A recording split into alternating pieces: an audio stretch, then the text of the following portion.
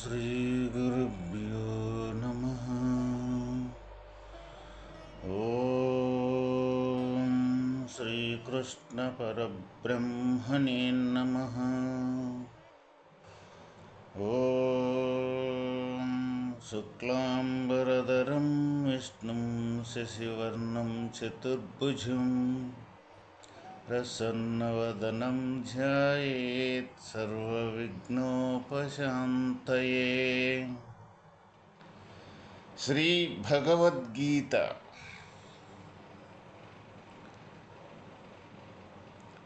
యోగులందరిలోనూ పరమాత్మయందు సంలగ్నమైన చిత్తము కలిగి శ్రద్ధతో భజించువాడు సర్వశ్రేష్ఠుడని శ్రీకృష్ణమూర్తి ఆనతిచ్చిరి.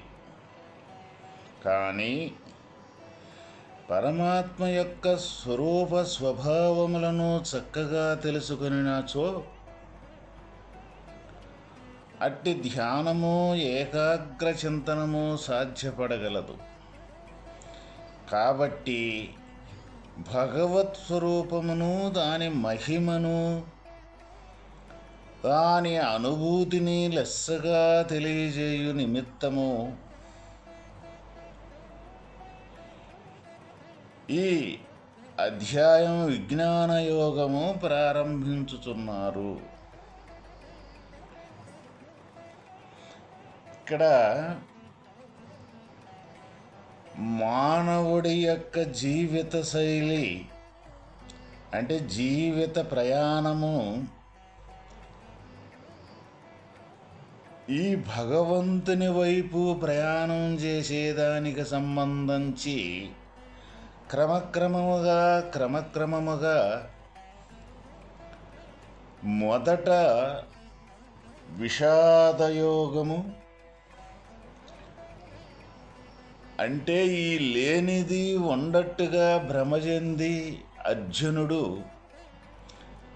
ఇదంతా నేనే చెయ్యాలా, ఈ యుద్ధం అంతా నా వల్లే జరుగుతుందా అని, వీళ్ళందరూ నావారు లేకపోతే నా ఈ సంపదలన్నీ నాయి అని మమ ఏవైతే ఉన్నవో అది ఈ ప్రపంచానికి సంబంధించిన విషయాన్ని చూసి ఇది అంతా ఏదో జరుగుతుంది, ఎవరో చనిపోతున్నారు, నేనే చంపుతున్నాను, లేకపోతే దీనివల్ల వచ్చే లాభం ఏమిటి అని బాగా విచారణ చేసేది అంతా చూసి తనకి దుఃఖం అనేది తయారైంది. ఆ దుఃఖము తయారైన నిమిత్తమే అక్కడ విషాదయోగం అని దాన్ని పునస్కరించుకొని విషాదయోగం అని అక్కడ మనకు ప్రస్తావించబడినది. అట్లానే అది భగవానుడు వెంటనే నువ్వు కాదయ్యా చంపేది, ఇక్కడ ఉండేది సమస్తం మొత్తం కూడా పరమాత్మ యొక్క స్వరూపమేనని పరమాత్మను పరిచయము చేసేదానికోసము ఈ సంఖ్యతో కూడుకున్న ఏ విధానం అవుతుందో అనేకత్వంతో కూడుకున్న వాస్తవమైన తత్వం ఏదైతే ఉందో ఆ ఆత్మ యొక్క తత్వం ఎప్పుడూ కూడా పొయ్యేది కాదు, ఎప్పుడు స్థిరంగా ఉండేదేను. ఈ శరీరాలనేది రాకడ పోకడగలిగిన ఈ శరీరాలతో కూడుకున్న ఏ కార్యకలాపాలైతే ఉండయో అవి కూడా కొద్దిసేపు ఉండి కొద్దిసేపు లేకుండా పోయేయి అని సాంఖ్యయోగాన్ని భగవానుడు వివరించారు. తర్వాత ఆ ఏకత్వంగా ఉండే ఆత్మతత్వాన్ని తెలుసుకోవాలి అంటే మానవుడు చేసే వాళ్ళు చేసే కర్మలో ఈ భగవతత్వాన్ని ఏ విధంగా నింపుకోవాలి, ఈ భగవంతుని యొక్క ప్రయాణం ఆ కర్మలో ఏ విధంగా ఏర్పాటు చేసుకొని కర్మ చెయ్యాలి అని ఆ కర్మయోగాన్ని మనకి వివరించారు. అంటే నిష్కామ కర్మ ఏ పద్ధతిలో చెయ్యాలి, ఆ ఫలాపేక్ష లేకుండా ఎట్లా చెయ్యాలి అని కర్మయోగాన్ని ప్రస్తావించారు. తర్వాత ఆ కర్మ ద్వారా జ్ఞానం అనేది తయారవుద్ది. ఆ కర్మ నిష్కామంగా చేసుకుంటూ వస్తే ఆ జ్ఞానం అంటే ఈ ఇంద్రియాదులతోటి చేసే ఏ స్థూల ప్రపంచమైతే ఉన్నదో ఈ స్థూల ప్రపంచానికి సంబంధించి లోన జ్ఞానం ఏదైతే ఉందో ఆ జ్ఞానమే ఆధారంగాని లేకపోతే ఇది కాదు అని అక్కడ జ్ఞానయోగాన్ని వివరించారన్నమాట. తర్వాత ఆ జ్ఞానం తయారైనాక ఇక్కడ కర్మ సన్యాసం అంటే జ్ఞాన స్వరూపానికి ఎటువంటి పరిస్థితుల్లో కూడా ఏది చేసినా కూడా చేయని దానితోటి సమానంగా ఉంటుంది జ్ఞాన స్వరూపం.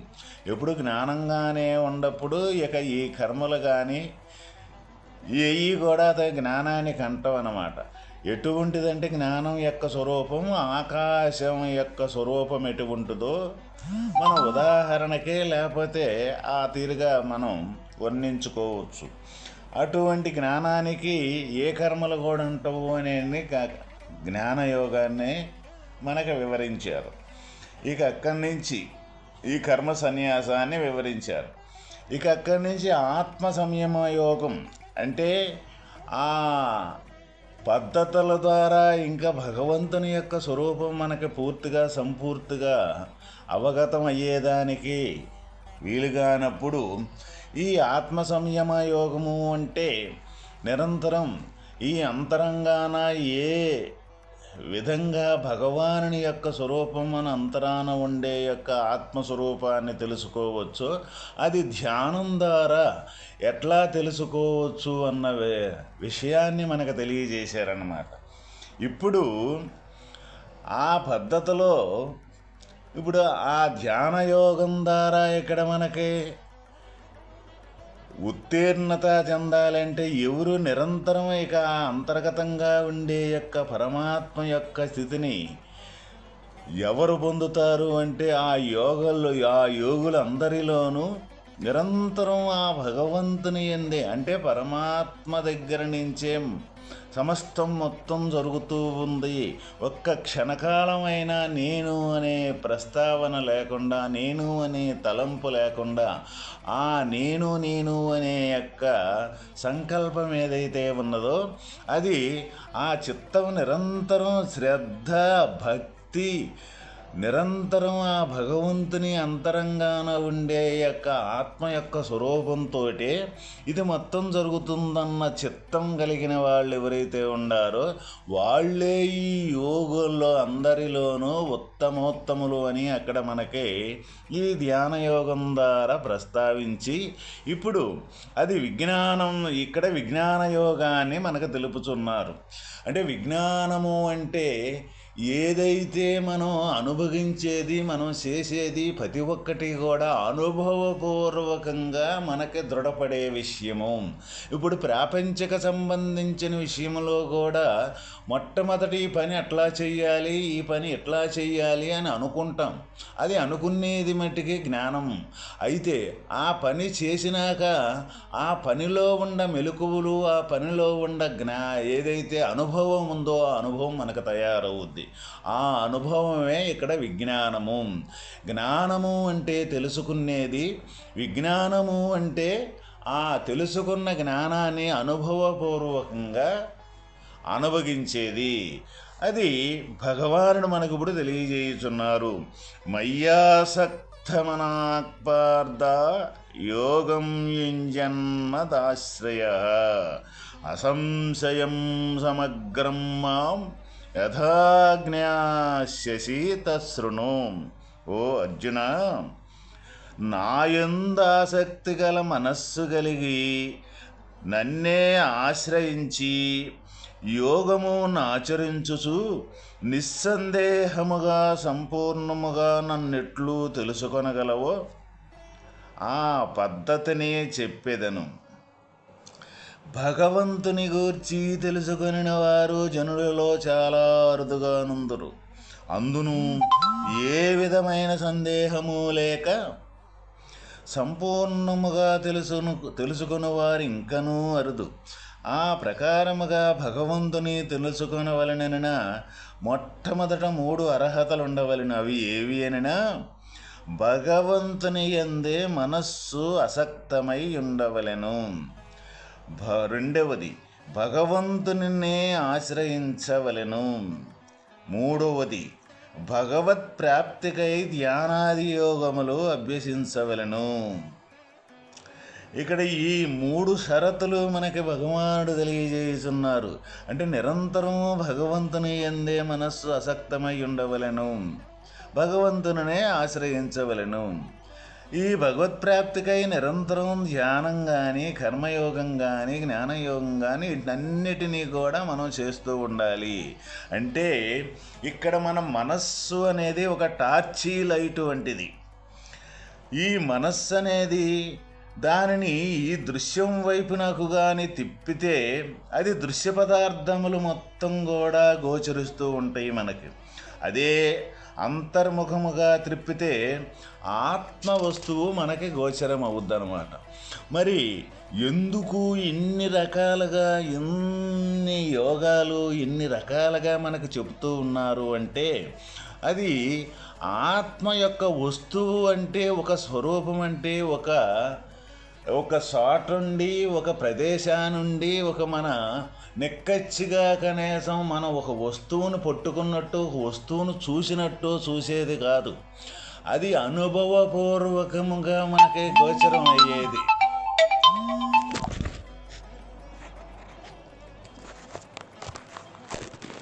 అనుభవపూర్వకంగా మనకి గోచరం అయ్యేది.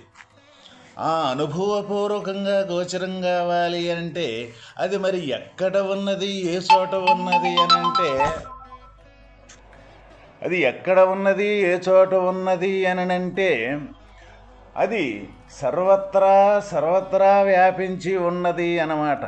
మరి సర్వత్రా వ్యాపించి ఉన్న స్వరూపాన్ని ఏ విధంగా మనం అది పట్టుకోవాలి, ఏ విధంగా మనం ఆ స్వరూపం మన గోచరం కావాలి అని అంటే, అందువల్ల ఇక్కడ బ్రహ్మంగారి తత్వాల్లో ఒకటి ఉంది. ఆడదియు మగవాడునుగాక జోడుగూడియుండగాను ఆడదీడది అనుచును చూస్తే ఆత్మలో పరమాత్మయౌనది అనేని. అంటే పరమాత్మ యొక్క వస్తువు ఆడది కాదు, మగవాడు కాదు.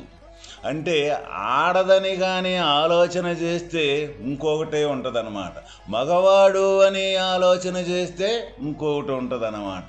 ఈ రెండూ కూడా కాకుండా ఈ రెండూ కూడా జోడుగూడి అంటే రెండు కూడా ఏకమై ఉండ స్వరూపం.